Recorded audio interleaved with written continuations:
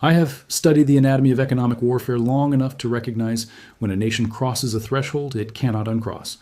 What happened in the first quarter of 2025 was not a protest. It was not a negotiation tactic. It was the quiet, irreversible severance of a relationship that had defined North American power for 8 decades. Most people saw headlines about tariffs. They saw politicians arguing on television. They saw numbers that seemed large but abstract. What they did not see was the psychological break that occurs when a population decides independently and without central coordination that the cost of maintaining a relationship now exceeds its value. That break happened in Canada between February and April of 2025. And by the time American policymakers understood what was occurring, the damage was already structural. I'm not speaking metaphorically. I'm speaking about $4.2 billion in economic activity that simply stopped flowing across the longest undefended border in the world. I'm speaking about 68% of an entire national population making purchasing decisions that collectively rewrote the balance of power on a continent. This was not organized by government decree. This was not the result of legislation or diplomatic protocol. This was millions of individual citizens choosing to walk away from patterns that had persisted for generations. The trigger, of course, was the tariff package announced by the Trump administration in early 2025. 25% on lumber, steel, and agricultural products. 15% on energy. These were not minor adjustments to trade policy. These were declarations of economic hostility designed to extract concessions and demonstrate dominance. But the critical psychological error occurred when the administration invoked Section 230 of the Trade Expansion Act, classifying Canadian aluminum and steel as threats to American national security. Think carefully about what that classification means. You are telling your largest trading partner, your military ally, the nation with which you share a border that has not seen conflict in over 2 centuries, that their basic industrial products represent a danger to your survival. This was not economic policy. This was the language of adversaries. This was the rhetoric nations use before they sever relationships entirely. Washington assumed Canada would respond according to historical precedent. Send negotiators, offer compromises on dairy markets or pharmaceutical pricing, accept subordinate status and wait for the political cycle to change. This assumption was built on decades of observing Canadian diplomatic behavior, which had always prioritized stability over confrontation, accommodation over rupture. But something had shifted in the Canadian psyche that American strategists failed to detect. The pandemic had already disrupted the assumption that economic integration with the United States was inherently beneficial.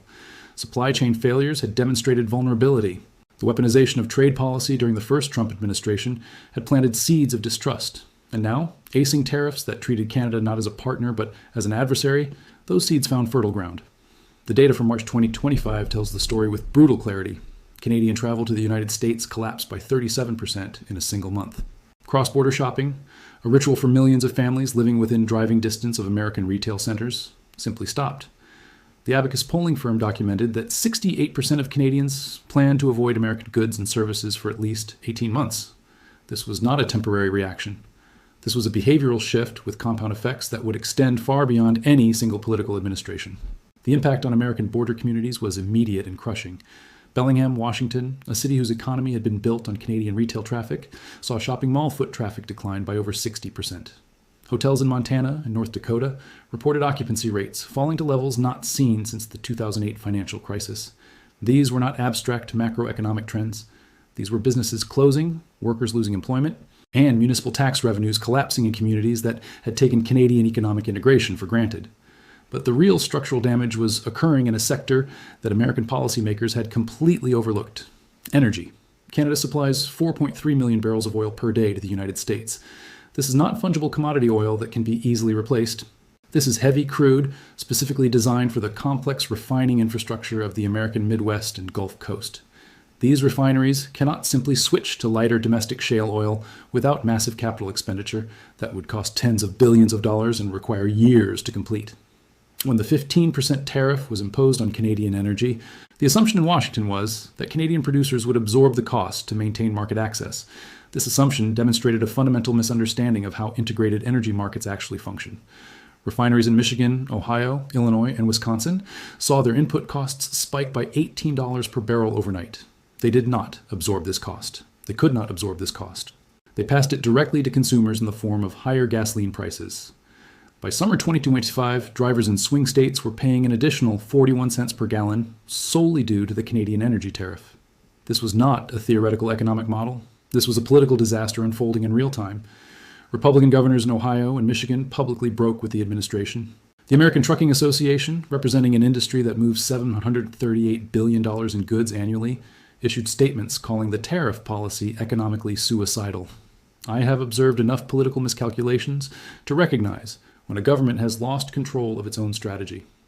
When your party's governors are openly contradicting your signature policy, when industry groups that typically support your coalition are calling your decisions disastrous, you have created a problem that cannot be solved through rhetorical escalation. While Washington was dealing with the domestic political fallout from its own tariff policy, something far more significant was happening in Ottawa. Following Justin Trudeau's resignation in early 2025, Canada appointed Mark Carney as Prime Minister. This was not a conventional political choice. Carney is not a career politician. He's a central banker who guided Canada through the 2008 financial crisis without a single bank failure, then became the first non-British governor of the Bank of England. This is a man who understands leverage, financial architecture, and long-term strategic positioning better than anyone currently operating in American politics.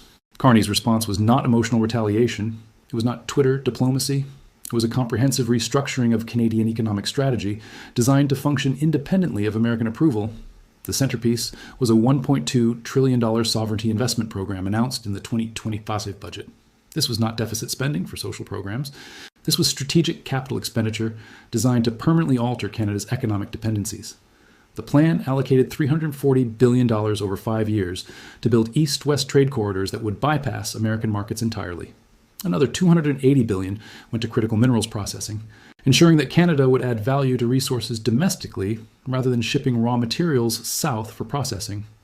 But the most audacious component was $180 billion committed to the Arctic Gateway Initiative, centered on the port of Churchill in Manitoba.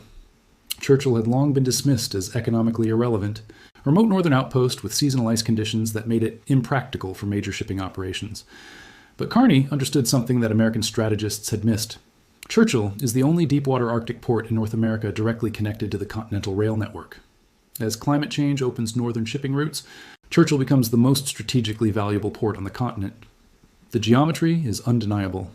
A cargo ship traveling from Hamburg to Winnipeg saves 6,400 kilometers by using Churchill rather than traditional routes through the St. Lawrence or American ports. That translates to 12 days of transit time and approximately $620,000 in fuel costs per voyage. In an industry where margins are measured in pennies per ton, this represents revolutionary competitive advantage. By September 2027, the first post-Panamax container ship docked in Churchill, loaded with Canadian wheat destined for Germany. The symbolism was unmistakable. Canada was demonstrating that North American trade no longer required American permission or American infrastructure. The market responded immediately. Canadian wheat futures jumped 23% as European buyers recognized they could source directly without American intermediaries. Potash prices, where Canada controls nearly half of global reserves, spiked 31%. But Carney's strategy extended beyond infrastructure. While Trump was alienating traditional allies, Canada was building what I can only describe as a coalition of the abandoned. Comprehensive trade agreements were signed with the European Union worth $244 billion, integrating Canadian companies into European defense supply chains. This was not simply commerce. This was signaling that if the United States continued retreating from NATO commitments, Canada had alternative security relationships. The Asia-Pacific strategy was equally sophisticated. Bilateral trade deals with Indonesia, Vietnam, and Thailand targeted the 700 million person ASEAN market with combined GDP exceeding $4.8 trillion. Even the relationship with China was recalibrated with surgical precision. Without endorsing China's political system, Canada positioned itself as a pragmatic middle power willing to trade with all sides while serving as proxy for none. The results speak with a clarity that transcends political interpretation. By the end of 2025, Canadian exports to the European Union were up 34% year over year. Exports to Asia increased by 28%.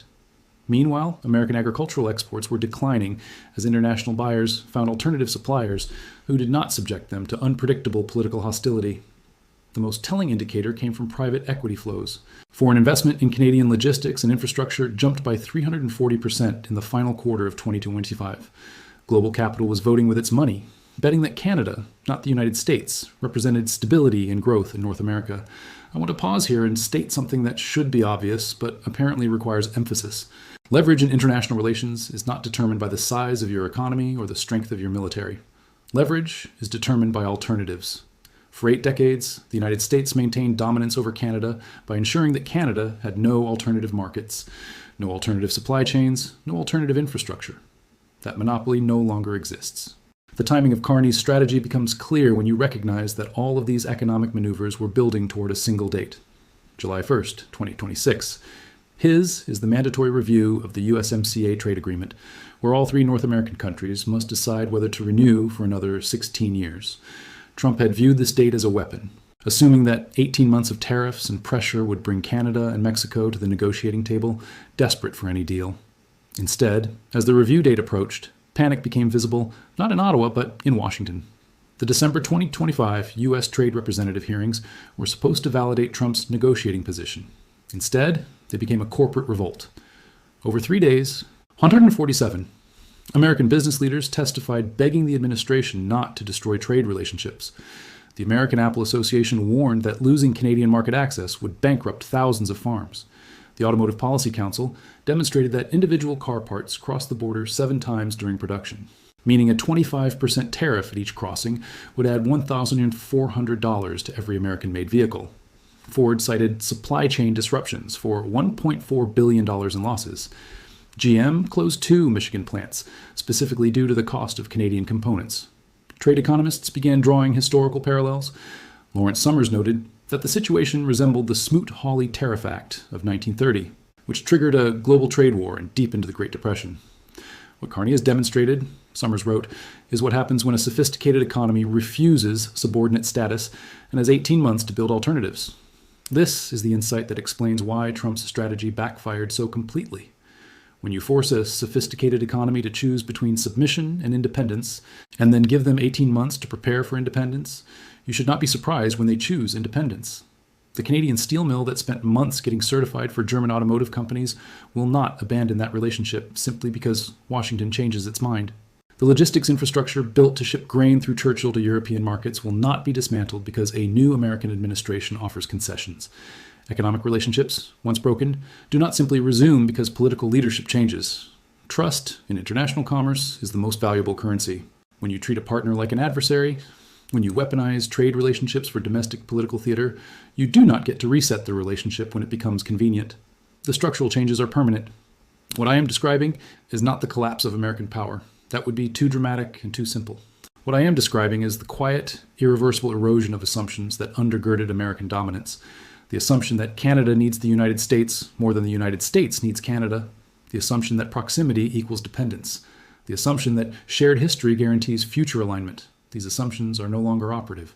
The $4.2 billion boycott was not the cause of this transformation. It was the symptom. It was the moment when millions of individual Canadians, making independent decisions about where to shop and where to travel, collectively demonstrated that the relationship had fundamentally changed. And once populations make that psychological break, once they internalize that separation is possible and perhaps preferable, governments follow. By the time American policymakers understood what had occurred, the window for reversal had already closed. You cannot restore trust through negotiation.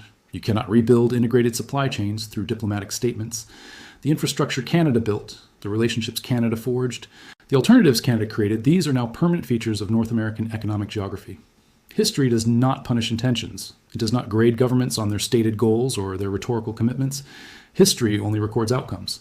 And the outcome of the 2025 tariff strategy was not American dominance. It was Canadian independence. The quiet neighbor to the north, which had accepted subordinate status for generations, decided that the cost of that subordination now exceeded its benefits. What comes next is not a mystery. It is already unfolding in trade data, investment flows, and diplomatic alignments. Canada will continue diversifying away from American dependence. Other middle powers will observe this strategy and adapt it to their own circumstances. The assumption that American economic coercion will produce compliance will be tested repeatedly and will fail repeatedly until it is finally abandoned. I'm not predicting the future. I'm describing momentum that is already irreversible. The $4.2 billion boycott did not create this momentum. It revealed it.